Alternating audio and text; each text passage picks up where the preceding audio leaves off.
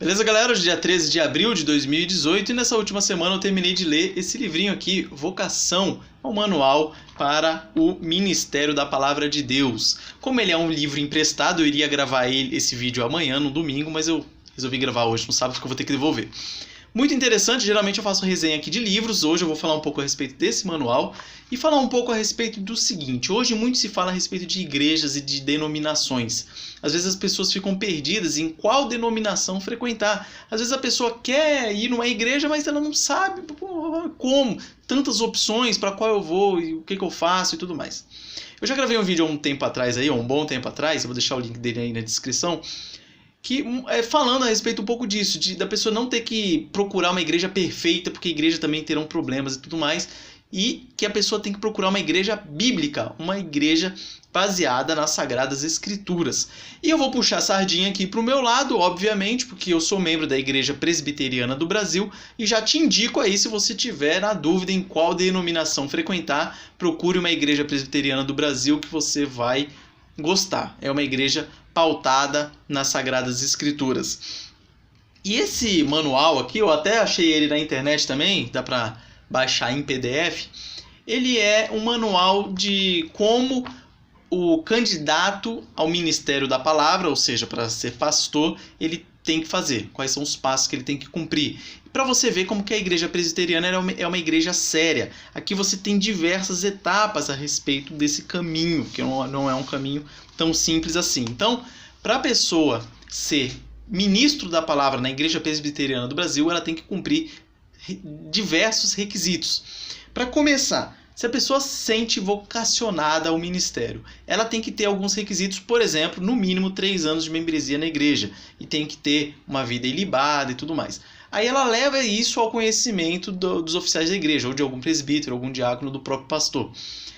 A partir daí, você vai ser levado, esse caso, ao conselho da igreja. Você sendo aprovado pelo conselho, você passa a ser aspirante a candidato. Aí, sendo aspirante, você começa a ser acompanhado por esse período, começam a ver as suas condutas e você já tem alguns requisitos a serem cumpridos, por exemplo, algumas leituras obrigatórias, que aqui no manual vai falar de algumas. Você vai ter que, por ano de preparação, ler a Bíblia pelo menos uma vez. Geralmente não. A regra aí, 3 anos de preparação. Alguns casos podem ser antes disso aí, então varia um pouco. Você está no período de aspirantado. Terminou esse período, você é avaliado pelo conselho, sendo aprovado, te mandam para o presbitério. O presbitério da Igreja Presbiteriana é um conjunto de vários conselhos de várias igrejas aí, para facilitar o entendimento. E aí você vai ser avaliado lá também. Passou por essa avaliação do presbitério, você passa a ser candidato ao ministério. Continua sendo avaliado nesse período, tem mais alguns requisitos, algumas coisas que você tem que cumprir nesse período. Daí você presta o vestibular para o seminário, sendo aprovado você vai para o seminário, estuda lá o período do seminário, alguns 4, alguns 5 anos. Termina o seminário, se for aprovado você vai voltar, vai ser avaliado pelo presbitério de novo, se torna licenciado. Nesse período de licenciado você vai ficar aí no mínimo 1 ano ou no máximo 3 anos, depois vai ser avaliado novamente. Aí tem a exegese, você tem que fazer o sermão de prova, você tem que fazer a tese, e enfim, sendo aprovado você é ordenado pastor e pronto. Aí começa o início do seu ministério, vamos dizer assim. E é interessante que até o período do seminário, o presbitério também te acompanha, você também tem leituras obrigatórias para fazer, você não pode ir mal nas matérias, você tem que ir bem, você não pode ser reprovado em matéria, você corre o risco de perder o seminário caso comece a tirar as notas baixas por lá.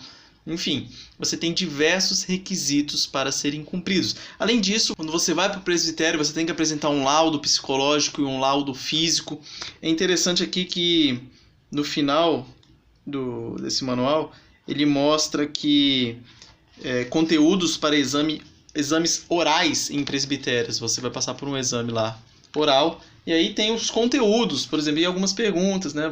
Toda a Bíblia, você já leu a Bíblia toda? Quantos livros tem? Onde se encontram os principais relatos bíblicos? Aí vem sobre o Antigo Testamento, aí vem mais coisas a respeito do Antigo Testamento, aí vem sobre passagens chaves e tal, Olha que interessante. Daí tem a parte da teologia e símbolos de fé. Enfim, bem completo. Só para você ter uma ideia de como funciona, assim, a grosso modo, dando uma pincelada, como funciona a pessoa que queira ser pastor de uma igreja presbiteriana do Brasil. Dentre as leituras obrigatórias, eu estou até dando uma lida também no manual presbiteriano, é bem interessante. Esse manual presbiteriano que eu estou aqui, peguei emprestado do meu pai, ele tem várias obras nesse manual.